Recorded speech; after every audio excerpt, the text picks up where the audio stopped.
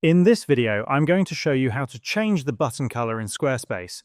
First, open the Squarespace website where you want to update the button design. A common mistake is to try and change the button color while in edit mode, but that won't work. Instead, you need to access the Site Styles panel.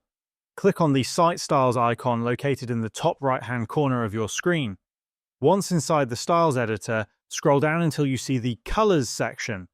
Click on the arrow under the Colors section to expand it. From there, you'll see a list of different color themes. Select Light 1, or the theme you are using. Now, on the preview pane of your website, click on the section where your button is located. This helps the editor isolate and show only the styles for that section.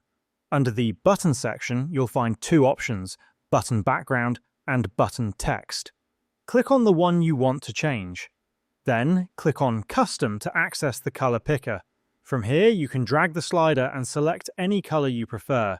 As soon as you do this, the button color will update in real time on the left side of your screen.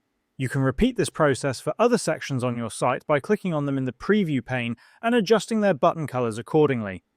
Once you're happy with your new button colors, click the Save button at the top left-hand corner of the screen.